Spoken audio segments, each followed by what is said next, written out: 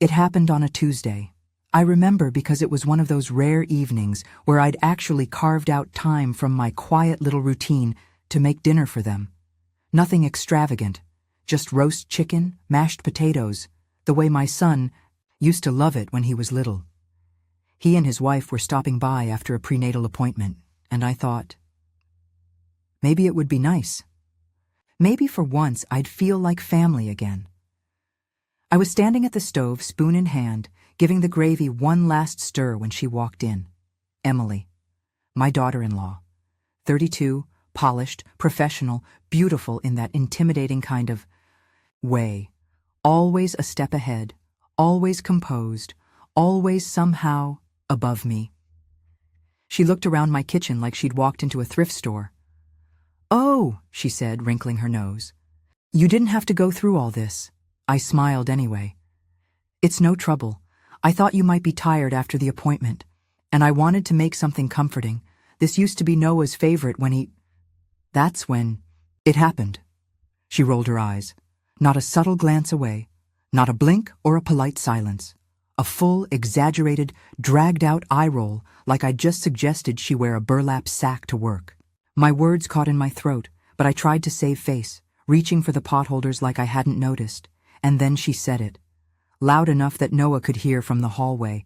"We don't need your opinion," just like that, as if I'd offered a critique or meddled. But I hadn't. I'd only been telling a story, a memory. I wasn't giving advice. I wasn't telling her how to raise her baby, or how to dress, or what kind of car to drive. I was just trying to share a moment. I stood there, gravy simmering behind me, heart thudding in my chest like it was trying to warn me. I felt stupid, small, like a child being shushed. Noah walked in then. He didn't say anything, just kissed her on the temple and sat at the table like everything was normal. Maybe for them, it was. I didn't say a word, not then, not even as I laid the plates out and tried to keep my hands from trembling. But I knew what I had to do. There was an envelope in my purse, sealed, ready. I'd spent the last 2 weeks figuring out how much I could afford to give them. It wasn't a loan. It was a gift, for the baby, for their future. A check for $15,000. I was going to give it to them that night. After dinner, tucked into the little congratulations card I'd picked up from the pharmacy. Hadn't told anyone, not even my closest friend, but after those words, after that look, I didn't reach for the card. I didn't pull it from my purse and slide it across the table with a smile. Instead, I excused myself, said I needed to check something in my bedroom. They barely noticed. I went to the closet, found my bag, and opened the zipper pocket where the envelope had been waiting. I took it out, looked at my own handwriting, "To Noah and Emily, with love," and I slipped it into the drawer of my nightstand. Quiet, calm. It wasn't revenge. It wasn't even anger. It was clarity. They didn't need my opinion. They didn't need my help, and they would never know what they almost had. By the time I came back to the table, Emily was complaining about her OB's office, and Noah was scrolling on his phone. I served the food. I smiled. And deep inside, I made a decision I never thought I'd have to make. I would stop offering myself to people who made it clear they saw no value in me. It's strange how a house can feel like a stranger. I used to imagine that once my son got married, I'd finally have a daughter, someone to share recipes with, someone who might ask me questions, maybe even lean on me the way I once leaned on my mother. I thought I'd walk into their home and feel warmth, family, a place where I belonged, not just visited, but their house never felt like mine, not even in the smallest ways. The first time I visited after they bought it, I brought over a hand-stitched quilt. It was something I'd spent weeks working on. Soft cream fabric with deep emerald stitching in a leaf pattern. I matched it to the photos they'd shared of their living room colors, thinking it would be perfect draped over the back of their couch. Thoughtful, useful, beautiful. Emily accepted it with a tight-lipped smile. "Oh," she said, "that's very traditional." And then she turned to Noah and said, "We'll probably keep this in the guest room for now." That was my first clue. Over time, there were more, so many little moments, like death by 1,000 cuts. Every holiday gathering felt like walking into a carefully curated showroom. Not a home, not warm. There were no kid drawings taped to the fridge, no messy piles of life sitting on the counter. Everything had its place. Everything. Matched. Everything felt sterile, and so did I. They'd host dinners, and I'd offer to bring something. Baked ziti, pot roast, peach cobbler. Emily always responded the same. "That's sweet, but we've got it covered." And on the rare occasions I did bring something anyway, she'd set it to the side like a thrift store find she didn't know what to do with. One time I brought my homemade apple pie for Thanksgiving and found it still untouched on the counter, while store-bought tarts sat proudly on the dessert table. It's not that she was rude in an obvious way. She never yelled, never cursed, never slammed a door. It was more insidious than that. It was the way she'd interrupt me mid-sentence when I tried to tell a story, the way she'd talk over me when her friends were around, the way she called her mother Mom but referred to me by my first name, even in front of Noah. And worst of all, it was how Noah let it all happen. That's what hurt the most. I used to be his safe place. When he had nightmares as a child, he'd crawl into bed with me and wrap his little arms around my waist like I was the only anchor he had in the world. I raised him alone for years after his father passed. I went without, so he wouldn't have to. There were nights I skipped dinner just to keep the lights on, but now, in his perfect suburban home, with his perfect modern wife, I felt like a ghost. Present, but never seen. Invited, but never welcomed. Sometimes I'd sit in their living room, while they talked about plans, trips, renovations, baby names, and I'd nod politely, sip from the same mug they gave to every guest, and wonder if I was just background noise. Even when Emily announced her pregnancy, I wasn't told in an intimate moment or a warm phone call.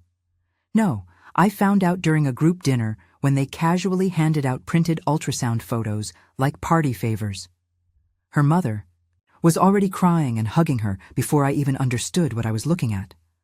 I clapped. I smiled. I said all the right things. But inside, I realized I was becoming something I swore I'd never be.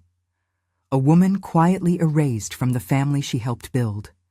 Not out of malice, not from some big fight, but from the slow, careful suffocation of being politely ignored. She never screamed at me. She just never really saw me. And eventually, I stopped trying to be seen until that dinner. Until that eye roll, until I looked down at my own hands, calloused from decades of work, and realized they had written a check for people who wouldn't have even remembered to say thank you. And the moment I slipped that envelope back into my drawer, it wasn't just about the money. It was about reclaiming something that had been slowly stolen from me piece by piece, my voice, my presence, my worth. Noah wasn't always this way. If you'd met him as a little boy, big brown eyes, curls that refused to stay combed, a laugh that could melt concrete, you'd never believe the man he became. He was gentle, empathetic, the kind of child who hugged me every morning and every night, no matter how old he got. He used to write me little notes and leave them under my pillow. "Mom, you're the best in the world. Don't worry, I'll always take care of you. Love. You to the moon and back." Those scraps of paper, written in crooked handwriting with superhero stickers slapped on the corners, are still in a shoebox in my closet. I couldn't bring myself to throw them away, even after all these years. Because back then, I believed him. I believed that no matter how hard life got, I would never be alone. Raising him wasn't easy. His father died when Noah was only 6. A car accident. One of those late-night calls that shatters your world before you're fully awake. I didn't have time to grieve. Not really. I had a child to raise, bills to pay, a mortgage that didn't pause for heartbreak. There were nights I stayed up sewing clothes to sell online after my shifts as a medical receptionist. There were days I sent him to school with handwritten lunch notes and empty pockets, praying he'd never realize how little we had. But I never complained. I never once told him he was a burden, because he wasn't. He was the only reason I kept going, and for a long time, he knew that. He saw it. When he graduated college, the first in our family to do so, he hugged me so tight I thought my ribs would crack. "This is your degree too, Mom," he whispered in my ear. So what happened? That's the question that haunts me, the most. Somewhere between success and adulthood, my son turned into someone I barely recognized. It didn't happen overnight. No, it was subtle, like a fog slowly creeping in. It began with shorter phone calls, missed birthdays, the occasional visit where he stared at his phone more than my face. And then Emily entered the picture. At first, I was happy for him. She was smart, articulate, ambitious. But there was something else too, a sharpness under all that polish. A way of making you feel like you were always a step behind, like you should be grateful just to be in the room. When they got engaged, I offered to help with the wedding costs. I didn't have much, but I had saved for years, hoping to contribute to something important. Emily politely declined. "No offense, but we'd rather keep things clean and modern. We have our own plans, clean and modern." I remember how those words made my hands tremble, like I was some dusty old relic they didn't want in the photos. Noah didn't say anything. He just looked at me with that uncomfortable half smile, the one people wear when they want to avoid conflict but don't have the backbone to defend you. That smile became his mask. He wore it every time Emily dismissed something I said. Every time she corrected me in front of guests.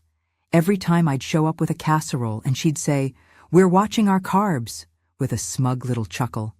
And yet, I never stopped loving him. How could I? He was still my son.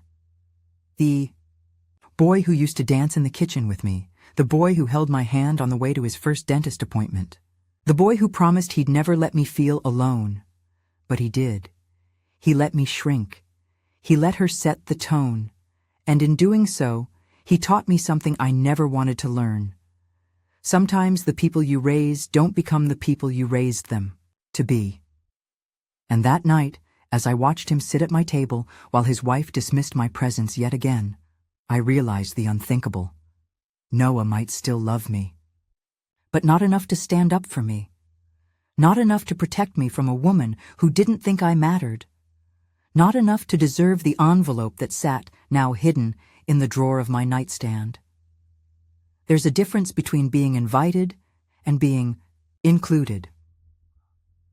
I was invited to their housewarming party, but the invitation came through a forwarded email from a list I wasn't originally on. I was invited to their baby shower, but my name was misspelled on the place card, and the games all came with Nana-to-be trivia, referring to Emily's mother. I stopped correcting them after a while. I stopped raising my hand and saying, "I'm here too," because when you're always treated like a side note, you begin to wonder if speaking up is worth it, or if silence is the only way to keep your dignity intact. There was a pattern to it all. Every time I entered their space, I was given the seat farthest from the conversation. If I brought up childhood stories, sweet, warm memories of Noah growing up, Emily would redirect the conversation to more current topics: interior design, work drama, her yoga instructor's spiritual journey, and Noah. He'd just sit there nodding along, smiling in that careful way that men do when they know speaking might cost them something later. I remember one night in particular. They had just moved into their new house. 5 bedrooms, cathedral ceilings, open-concept kitchen with the kind of marble countertops you see on HGTV. I brought a candle. Handmade, lavender and cedar. I tied it with a little ribbon and a tag. That said, "For your new beginnings." Emily opened it, gave a polite smile and said, "Oh, we're more into minimalism now, but thank you." She placed it back into the bag like it was a favor from a party she hadn't asked to attend. I watched her mother come in 20 minutes later with a crystal vase, and Noah carried it into the living room like it was the Ark of the Covenant. They cleared a space on the shelf and placed it in the center, like it had been waiting for that exact spot. I stood there, in the middle of their kitchen, pretending to check my phone while my hands shook just slightly. And it wasn't just gifts or stories. It was the way they planned things, brunches I found out about after they happened, family trips where I was only invited if someone canceled last minute, holidays where they'd show up late to my table but post smiling photos from her mother's feast earlier that afternoon. Even when I was present, I felt like I was being tolerated, not welcomed. I remember one Christmas, I spent hours knitting a soft baby blanket for their newborn. I'd found the perfect yarn, cloud blue and snow white, interwoven like winter itself. When I handed it to Emily, she smiled the way you smile at a toddler's drawing. "It's cute," she said, "but we're really into organic bamboo fabric. For the baby. It breathes better." She handed it to Noah without even unfolding it. "Maybe your mom can keep it at her place for when we visit." I never brought the blanket back out. It's still in my linen closet, untouched. They reduced me to someone who existed only for convenience. The backup babysitter, the emergency contact form filler, the name you keep around because it feels too rude to erase it completely. What they didn't know, what Emily never even cared to ask, was how much I had done to make sure Noah had more than I ever did. How many years I spent eating leftovers so he could have fresh lunch at school. How many holidays I spent working overtime just to put one gift under the tree. How many times I lied to him, said I wasn't hungry, so he wouldn't feel guilty eating the last slice of bread. But to them, I was just Noah's mother, not their family. Just an older woman who didn't quite fit their aesthetic. Not stylish enough, not modern enough, not silent enough. So I adapted. I bit my tongue. I smiled and nodded and brought side dishes that would never be eaten. And every time I left their home, I would sit in my car and whisper to myself, maybe next time will be different. But it never was. And that dinner, the one where Emily rolled her eyes and told me they didn't need my opinion, was the final quiet nail in a coffin they'd been building for years. That was the moment I stopped hoping. The moment I realized I wasn't just being excluded by accident, they were actively choosing to keep me out. The hardest part of being dismissed isn't the moment it happens, it's the familiarity of it. It's how easily your body absorbs it, like a bruise blooming on skin that's been hit before. Because truthfully, this wasn't the first time I'd been made to feel small. I grew up in a house where being quiet was considered polite and being overlooked was practically a virtue. My father didn't believe girls needed opinions, and my mother spent most of her life trying to stay in his good graces. I learned early on that love in our home was conditional, based on obedience, not presence. You earned affection through service, ironing his shirts, keeping your voice down, smiling when spoken to. By the time I was a teenager, I had become an expert in disappearing. Then I met Noah's father. He was charming at first, said I was different, strong, resilient. I believed him. I was 19 and desperate for someone to look at me like I mattered. But love with him came with strings too. Expectations, criticism cloaked in jokes, backhanded compliments that chipped away at whatever self-worth I had started to build. When Noah was born, I remember thinking, this is my fresh start. This boy would grow up knowing how loved he was. He'd hear it, feel it, breathe it in like air, and for a long time, he did. But even as I devoted my life to him, I remained invisible in the world. I was the one who kept the lights on, but never got the credit. The woman in the PTA who made all the decorations but was never thanked in the speech. The co-worker who picked up shifts without complaint and watched others get promoted. So when Emily rolled her eyes at me that night and said, "We don't need your opinion," it didn't just hurt because it was her. It hurt because it was familiar. It was the echo of every time I'd been pushed to the edge of the room and told to smile quietly. It was every time I'd swallowed the lump in my throat because causing a scene wasn't worth it. It was every moment I'd bit my tongue out of fear of being labeled difficult, needy, dramatic. It was the decades of sitting in silence, hoping that being good, being helpful, generous, kind, would eventually be enough. But kindness without respect is exploitation. Generosity without gratitude is theft. And that check I'd written for them? That was just the latest chapter in a lifelong pattern, me giving and others taking. I had told myself it was okay. That family means sacrifice, that maybe they didn't know better, that maybe I was too sensitive, but I wasn't too sensitive. Was too forgiving, and I realized something dangerous that night. The people who rely on your silence will never thank you for it. They'll just assume it's who you are. I started thinking about all the times I'd made excuses for people. Didn't mean it that way.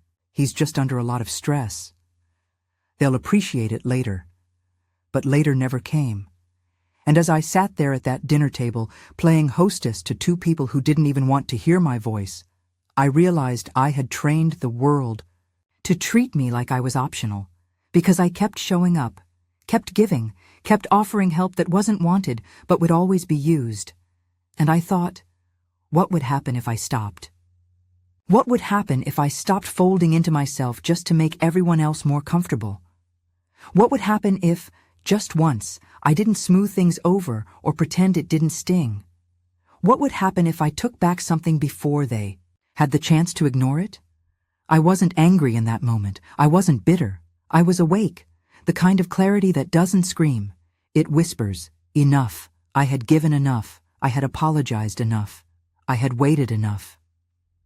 That check was just the first thing I would reclaim, because from now on, I wouldn't measure my worth by how quietly I could carry other people's weight.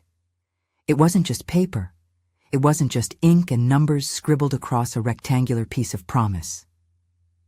That check, quietly folded, placed inside a cream-colored envelope with their names written in my best handwriting, meant far more than the dollar amount it held. It meant hours, years, a lifetime of sacrifice measured not in money but in moments nobody else saw. When I sat down to write it, I did so at my kitchen table with the lamp turned low, hands trembling, not from cold, but from doubt. I must have stared at that blank check for 30 minutes before I filled it out.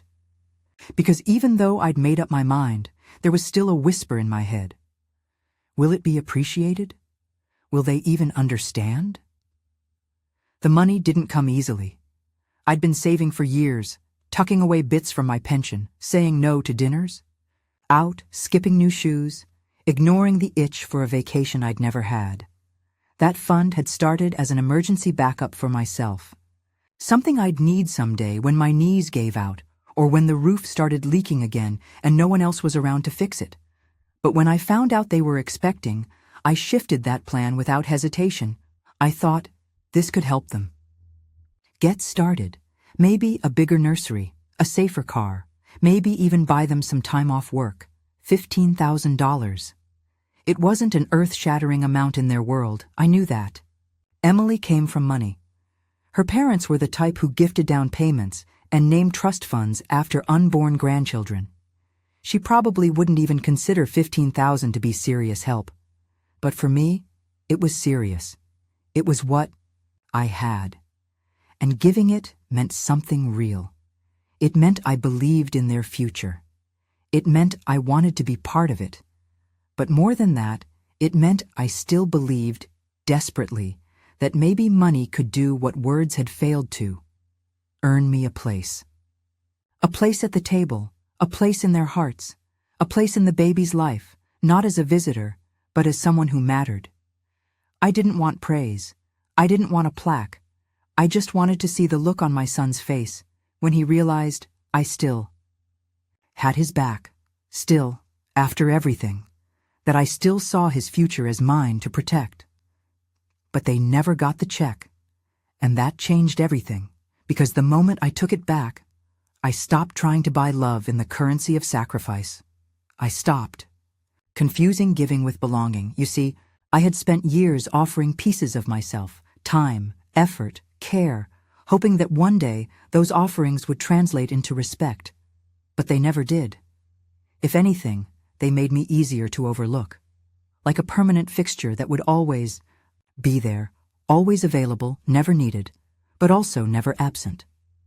That check was going to be my last big gesture, my final attempt to close the distance, to bridge the silent canyon that had opened between me and the life I once held in my arms. And for a moment, I imagined their reaction. How maybe, just maybe, Emily would look up from the envelope and say something sincere. "Thank you. That's generous." Or even, "We were wrong about you." But I realized something chilling that night. They didn't want my opinion. They didn't want my help. They wanted my silence, my absence, my permission to ignore me without guilt, and I wasn't going to pay for that anymore. I wasn't going to use my hard-earned money to reward their disregard. So I slipped the envelope from my purse while they weren't looking, tucked it deep into the drawer beside my bed, behind a stack of old birthday cards and expired coupons. And I stood in that hallway afterward, just for a moment, staring at the quiet shadows in my home, thinking, that money will go somewhere else. Somewhere it matters. Somewhere I do. Maybe I'll use it to finally fix the garage door. Maybe I'll take a weekend trip by myself. Maybe I'll give it to a neighbor who doesn't have enough to buy her child a winter coat. Or maybe, one day, I'll find someone, anyone, who looks at me like I'm more than just an obligation to manage. But I won't waste it on people who treat my presence like a burden and my love like background noise. Because that check didn't just represent money. It represented everything I'd given without being asked, everything I'd offered without ever being truly seen. And I was done spending my life in invisible currency. There are moments you never forget, not because they're loud or dramatic, but because they're quiet and final. The moment I took the check back wasn't some grand act of defiance. It wasn't accompanied by a speech or a slamming door. No one even noticed. That's what made it so defining. It was the stillness of it, the quiet reclaiming of something that should never have been offered to people who didn't value it, or me. It was after dinner.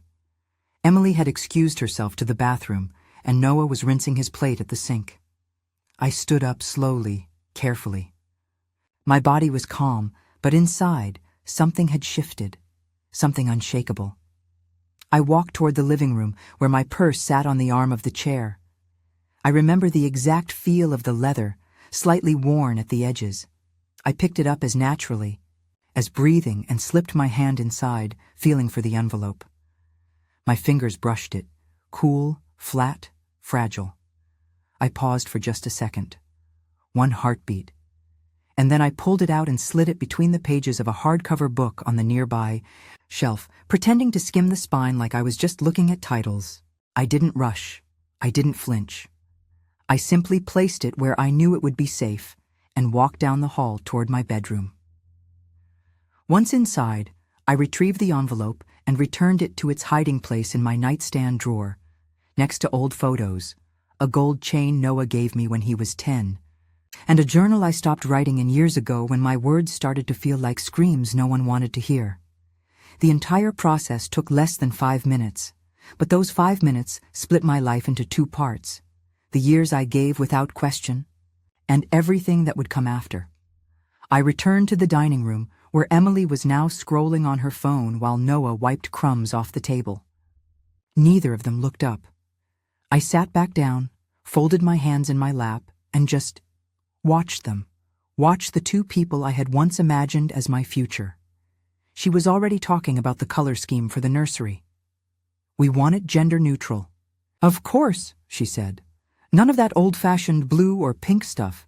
Everything soft and Scandinavian." Noah nodded like a bobblehead, his face dimly lit by the screen of his phone. That's when it hit me, how much space I took up in their lives. Not emotional space. Not real space. Just a placeholder, a formality. The person you invite because it would be rude not to, not because you genuinely want them there. I sipped my water slowly, letting it fill the silence that neither of them seemed to notice, and in my mind I whispered 3 words I'd never allowed myself to say before. I am done. Not done loving my son. I don't think that's something I'll ever stop doing, but I was done with the hope, done with the effort, done forcing myself into a space that was never meant for me. That check, $15,000 I had bent over backwards to gather while clipping coupons and skipping dentist appointments, was going back in my possession, and not one of them would ever know. I wasn't doing it to teach them a lesson. I was doing it because, for the first time in years, I realized I was allowed to. Allowed to say no. Allowed to keep something for myself. Allowed to choose me. They finished their meal, thanked me vaguely, and Emily offered to help clean up with all the enthusiasm of someone volunteering for jury duty. I told her not to worry. Go relax, I said, and she did. Without hesitation. Noah hugged me, barely, one of those one-armed squeezes that felt more like obligation than affection. Thanks, Mom. That was nice. I smiled, and in my head I said, you'll never know how close you were to having more, not just the money, but my presence, my loyalty, my deep, relentless belief in your goodness. Because now, I'd stopped investing in people who couldn't be bothered to see me. If you ask them, they'll say I'm sensitive, that I take things the wrong way, that I make everything about me. That's always the fallback, isn't it? When you confront someone with the quiet cruelty of their behavior, they shrink it down to your reaction, your feelings, your misinterpretation. It's easier than admitting the truth, that they were careless with you, that they diminished you without ever saying a cruel word outright, that their crime wasn't aggression, but disregard. After that night, I didn't call, I didn't text, I didn't offer to stop by with soup or baked bread or knit little booties for the baby. I let the silence stretch long enough for them to notice. It took a week. Then came the first call from Noah. A quick, casual voicemail. Hey, Mom, haven't heard from you. Everything okay? Just checking in. Call me. I didn't. 3 days later, another message, slightly more pointed. Emily said you seemed a little off the other night. Did something happen? Let me know, okay? And there it was. Not concern.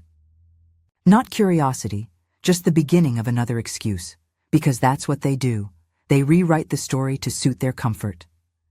If I pull away, it's because I'm being dramatic. If I speak up, it's because I'm trying to make them feel guilty. If I withdraw my help, it's spite, not self-respect. But they never ask the real questions, like why I felt so invisible that night, or why I no longer feel safe opening my heart around them, or what it means when someone who's always shown up finally chooses not to.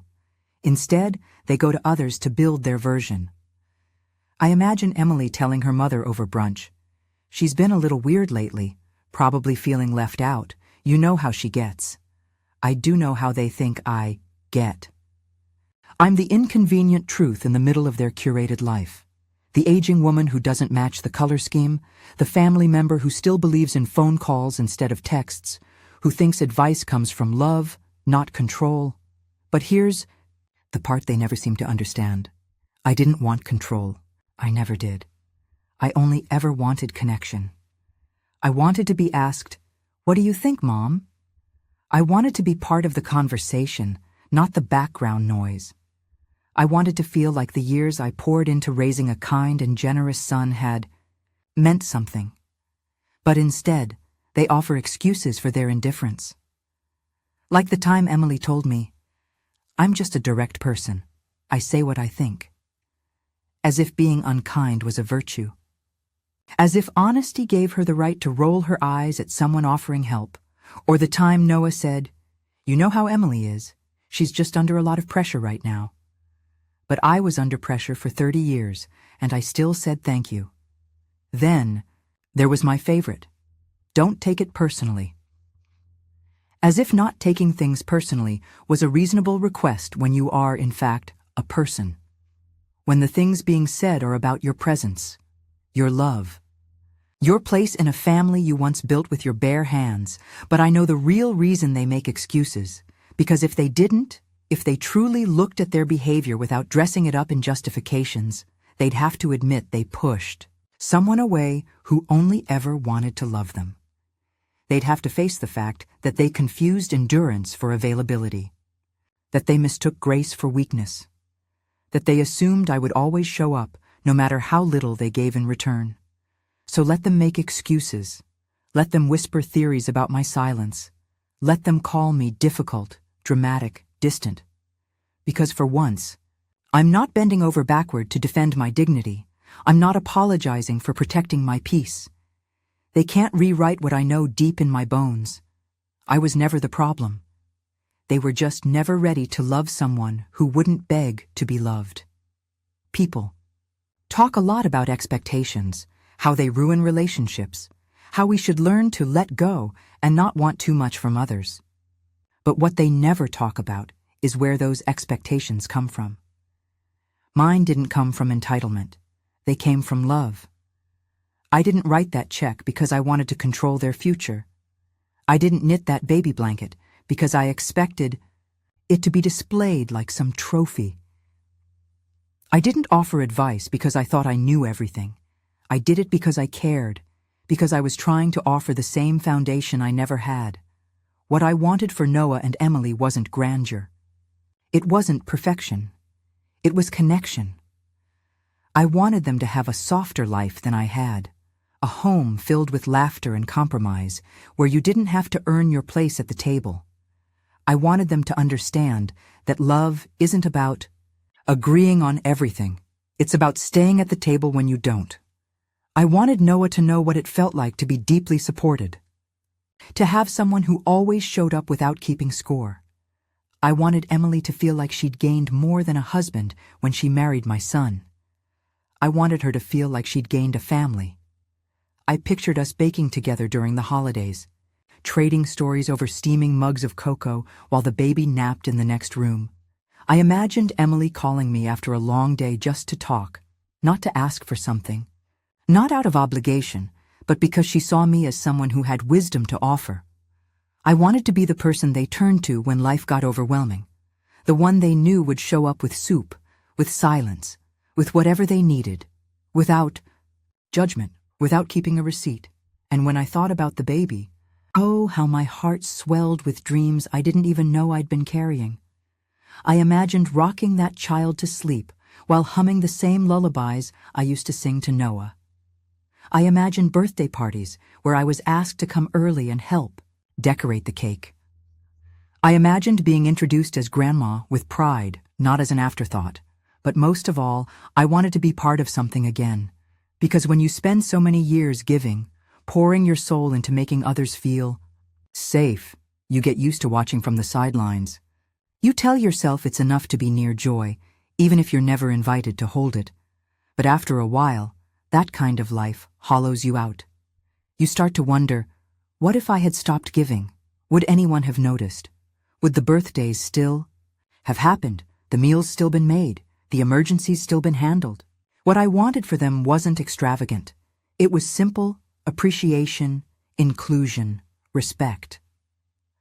I wanted to feel like the space I held in their life was real, not a slot they felt obligated to assign me, but instead, I became a placeholder, the kind of person you consult only after every real decision has already been made, the kind of guest you invite when you're counting chairs, not hearts, and it's not just the things they said, it's what they never said. No thank you when I dropped off groceries after Emily's surgery. No, we're grateful when I rearranged my schedule to help them move. No, what do you think when they painted the nursery? And maybe they thought those things didn't matter. Maybe they thought I didn't notice. But I did. Because when you've spent your whole life being overlooked, you become an expert at noticing silence. So yes, I had expectations, but not for favors, not for obedience. I expected the bare minimum of what every human being deserves: kindness, consideration, presence. And when those things never came, not in words, not in actions, I stopped hoping. Not because I was bitter, but because I finally understood. You cannot pour your love into people who refuse to hold it with care. You always remember the first time they leave you out on purpose. It wasn't a mistake. It wasn't an oversight. It was deliberate. Emily was about 7 months pregnant. When it happened, I found out through Facebook, an event invitation forwarded by a friend of mine who had been added to the guest list. It was a baby shower. A beautifully planned, professionally designed, Pinterest-worthy baby shower held at a boutique event space in the next town over. Ivory and sage color scheme, custom balloon arch, a registry packed with $200 diaper bags and eco-conscious pacifiers. My name was nowhere on the guest list, not even in the fine print. I stared at the screen for a long time. I reread the post 3 times, just to be sure. There was a photo of Emily, glowing in a tight cream dress, hands on her belly, surrounded by women in pastel dresses. Noah was next to her, smiling like he had everything he ever wanted. And there I was, nowhere, not tagged, not mentioned, not acknowledged. The caption read, "Surrounded by the women who matter most. Can't wait to welcome baby with this tribe of love." The women who mattered most. I wasn't even an afterthought. I was erased. I could have called. I could have asked, was this a mistake? But I didn't, because by that point, I already knew the answer. It wasn't that they forgot. It wasn't that the email bounced or the invite got lost in the mail. It was that they didn't want me there. Maybe I didn't match the aesthetic. Maybe I was too old-fashioned or too likely to speak up at the wrong moment. Maybe I wasn't the kind of grandmother Emily wanted posed in her photos. Whatever the reason, it boiled down to one cold, brutal truth. They wanted the title of family without the inconvenience of my presence. That weekend, I stayed home. I didn't cry. Not at first. I made tea. I watered the plants. I vacuumed under the couch and rearranged the spice rack. But late that night, I opened the drawer beside my bed, the one where the check still sat, still sealed in its envelope. I picked it up. I held it under the soft lamplight and read my own. Handwriting again, to Noah and Emily, with love always, and I laughed, not a joyful laugh, not even a bitter one, just a sharp, empty little sound that slipped out of my mouth before I could stop it, because there was nothing left to hold on to. I had spent months preparing for this baby's arrival, offering my time, my money, my heart. And in return, I got a digital wall of curated moments I wasn't allowed to be part of. The next day, I saw Emily's mother post a picture of the dessert table, 3 tiers of cupcakes and a cake that said, "Welcome baby Harper." That's how I found out the baby's name, through a hashtag Noah didn't think to tell me. Or maybe he did, but didn't think it mattered. The realization settled in slowly, like cement hardening in my chest. This wasn't just a baby shower. It was a message. They were building a life where I didn't fit. One polished, filtered, and clean, where the only elders allowed were the ones who matched the vibe. The ones who stayed quiet, who smiled from the sidelines, who accepted their demotion without resistance. But I wasn't going to be that woman. Not anymore. So I wrote a letter, just a short one. No accusations, no anger, just the truth.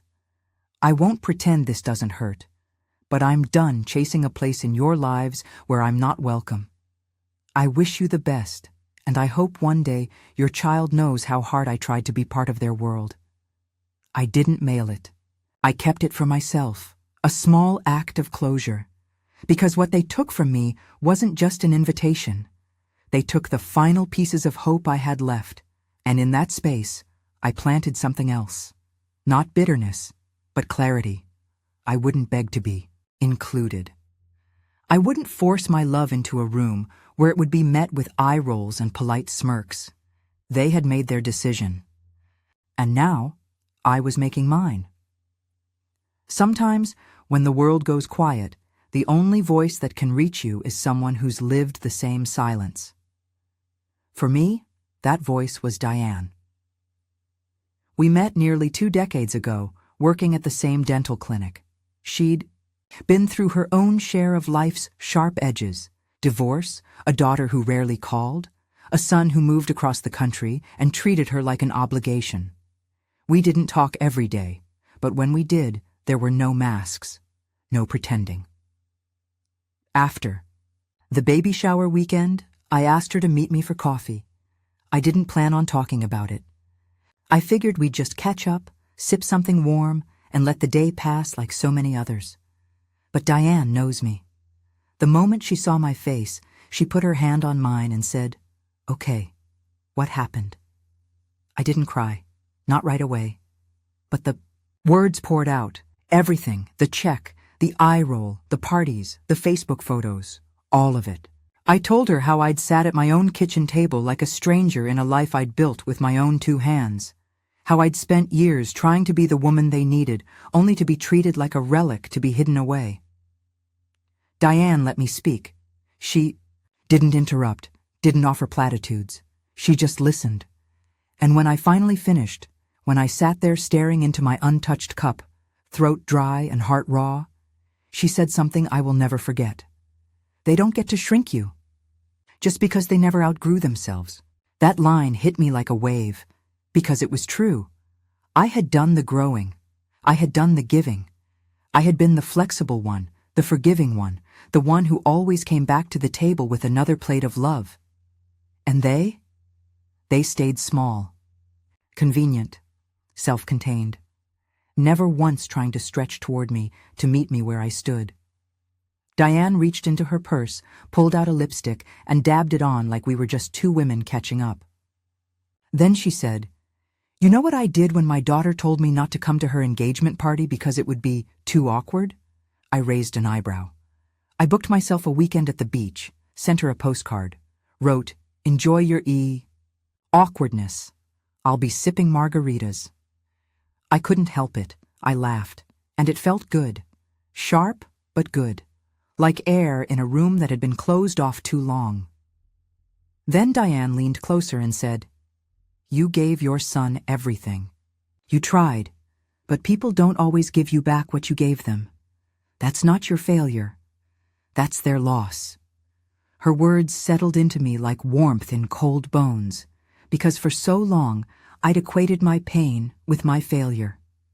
If they didn't love me the way I loved them, it had to mean I was lacking, that I was too much, or not enough, or something in between. But what if it wasn't me? What if they simply weren't capable of honoring the love I offered? What if their comfort mattered more than connection? What if they needed someone like me, generous, quiet, giving, but only so long as I didn't expect to be truly seen? That conversation changed something in me, not overnight, but it began the slow, necessary process of release. Diane looked me dead in the eye and said, "Honey, sometimes we don't get closure. We get clarity, and that has to be enough." She was right. I wasn't going to get an apology, or an explanation, or a sudden transformation where Emily would call me crying, begging for forgiveness, promising to do better. Life isn't a fairy tale. People don't change because you wish they would, but I could change how I responded. I could change how I showed up for myself. I could stop bleeding into hands that never asked how I was healing. I left that coffee shop, feeling lighter than I had in years. Not because the pain had disappeared, but because for the first time, I was ready to stop carrying it alone. When people talk about distance, they usually mean miles. But the kind that really changes you, the kind that lingers, it's measured in silence, in the space between what you gave and what was acknowledged, between what you hoped for and what you got. After that conversation with Diane, I didn't announce anything. I didn't storm out of their lives or post some cryptic quote on social media. I just stopped. I stopped texting first. I stopped asking if they needed help. I stopped reminding Noah to eat during busy weeks or offering to drop by with groceries, or letting them know I was free to babysit when the baby arrived. And do you know what happened? Nothing. At first, it was almost laughable. Days passed, then a week, then 2, no missed calls, no voicemails. Just digital silence, cold and weightless, like I'd never been part of their orbit at all. I realized how many of our interactions had been one-sided. Me reaching, me checking in, me showing up. And when I stopped, the rhythm didn't change. Because they hadn't been dancing with me. I'd been dancing around them. I kept expecting the phone to ring, expecting Noah to notice, to ask, "Where's Mom been?" To wonder why the woman who always made space for everyone suddenly wasn't there. But he didn't. And that hurt more than the baby shower, more than the eye roll, more than the quiet removal of the check, because silence means something. Silence is its own kind of truth. A few weeks after the baby was born, I got a text, not from Noah, not from Emily, but from a mutual friend who had seen their announcement online. A photo of the baby wrapped in a gauzy blanket, Emily smiling like a lifestyle blogger, Noah beaming in the background. The caption read, "Our world is complete. No tag, no mention, no call. They didn't tell me the baby had been born. Not even a message." I stared at that photo for a long time. Not with jealousy, not even with rage, just sadness, because that was it. That was the confirmation I didn't even realize I'd been waiting for. They had their family, their version of what family meant, and I wasn't in it. So I did something I never imagined I'd do. I deleted the photo, not out of anger, out of self-respect. I wasn't going to hold on to a window that only let me watch from the outside. Instead, I started spending my time differently. I joined a local book club. I volunteered at the community kitchen on Tuesdays. I made a small list of things I wanted to do, not for anyone else, but for me. A pottery class, a trip to the coast, learning how to make sourdough from scratch. I began to reclaim my days, to fill them with laughter that didn't rely on anyone else's presence. To stop begging to be included in a story that had clearly turned the page without me. Sometimes I still think of that check, still hidden in my drawer, still sealed, still mine. It's not about the money anymore. It's about what it represents. A line drawn, a chapter closed, a love recentered where it should have been all along, back to myself. Noah texted once, maybe a month later. "Hey Mom, hope you're good. Let us know if you want to meet the baby sometime."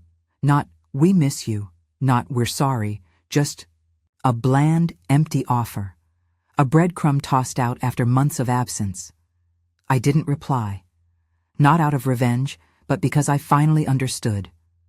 Love isn't something you chase, especially from people who only offer it on their terms.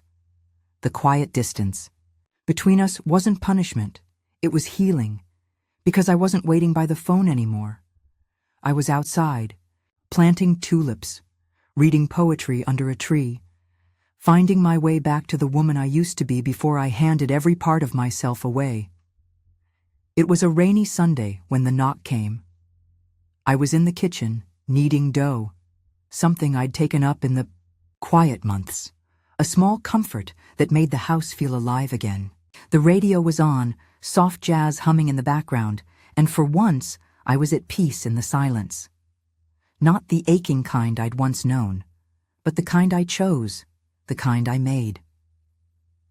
When I opened the door, I wasn't surprised to see Noah standing.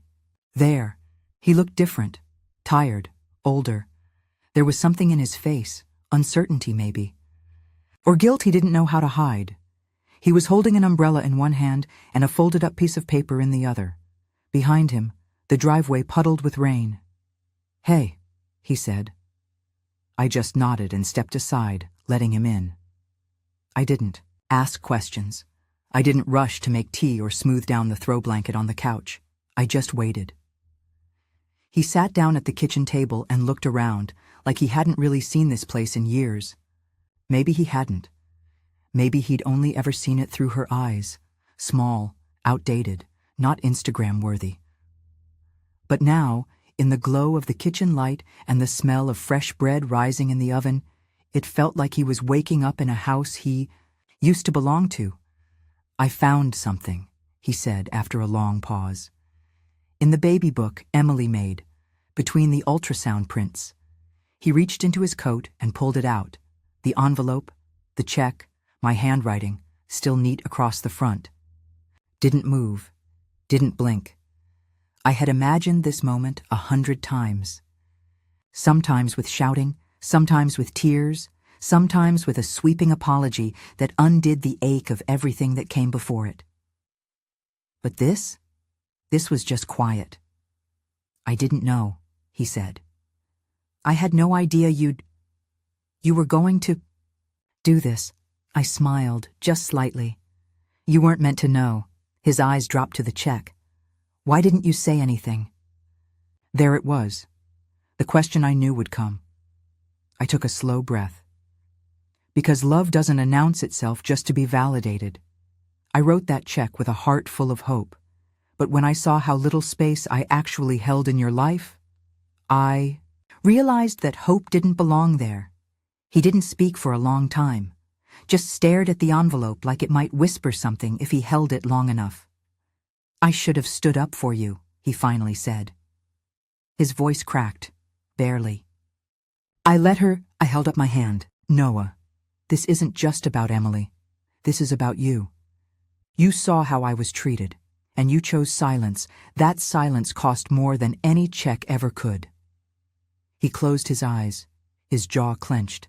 "My whole life, I thought you'd always be there," he said, "no matter what." "And that's the problem," I replied. "You didn't treat my love like a gift. You treated it like a guarantee." That's when the tears came. His, not mine. He dropped his head into his hands and let them fall, messy and real. And I let him. I didn't rush to soothe him, didn't rush to make it okay. Because for the first time in his life, he was sitting in the discomfort I'd carried for years. When he finally looked back up, his voice was almost a whisper. "Do you still want to meet her? The baby?" A pause, a long one. Then I said gently, but clearly, "Yes, but on my terms. No more performing for people who only invite me in when it's convenient. If I'm in her life, I need to be respected in it. I won't beg for a chair at the table I helped build." He nodded slowly. I could see it in his eyes. Regret, yes. But something else, too. Recognition of what he'd done, of what he'd lost, of who I was. He left not long after. Took the check with him. I didn't ask for it back, and he didn't offer to deposit it. It sat between us like a question still unanswered, but it didn't matter. Because that day, I didn't need money to prove my worth. I had already reclaimed. Section 14. I know my worth. Now, final section, approx. 707.50 words. People assume that walking away has to look like slamming a door, but sometimes it's softer than that. Quieter. Like a breeze that finally shifts direction after years of blowing against you. That's how it felt when I decided to stop chasing their love. Not angry, not vengeful. Just done. In the weeks after Noah visited, I didn't hear from him again, and I didn't reach out. I didn't ask what he did with the check or whether Emily even knew he had it. I didn't ask to see the baby. I didn't ask for updates. Not because I didn't care, but because I finally understood that my caring was never the problem. It was the terms under which I'd been expected to give it.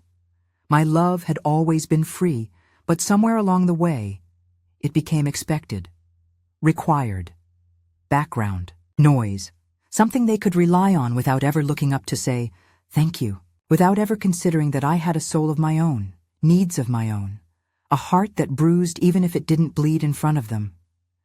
I used to think strength meant being able to give endlessly. Now I know better.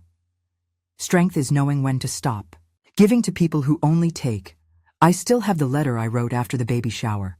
I keep it tucked in the same drawer where the check once lived. It's my reminder of the line I drew in the sand, the boundary I carved for myself, not out of spite, but out of respect. Self-respect. You know, it's funny. The things I thought I needed from them, validation, acknowledgement, inclusion, I found somewhere else entirely. In the quiet joy of a Saturday morning walk. In the way my new neighbors greet me by name.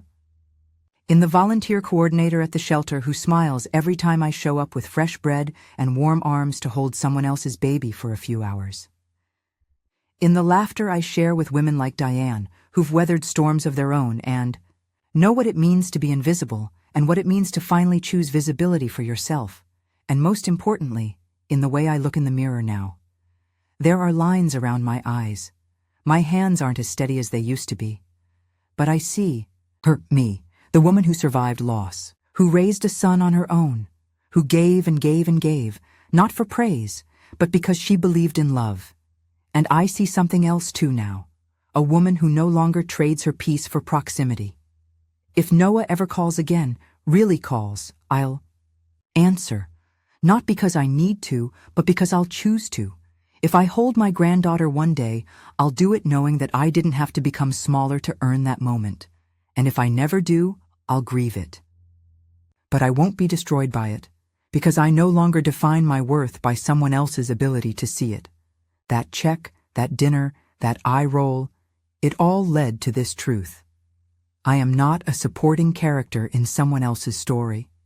I am the author of my own. And in this new chapter, I will be surrounded by people who choose me, not out of duty or history, but because they recognize my heart and hold it gently. I still keep the nursery quilt I started for their baby, half finished, in my closet. Maybe one day I'll complete it. Maybe I'll give it to another child, one who reaches for my hand without judgment, one who calls me grandma without needing a reminder, or maybe I'll just keep it for myself. A symbol of all the love I still have to give, waiting patiently for the people who won't roll their eyes when it's offered, because from now on, I don't give to be accepted. I give when I'm respected. And that's what knowing your worth looks like. Looks like. Looks like. Looks like. Looks like. Looks like. Looks like.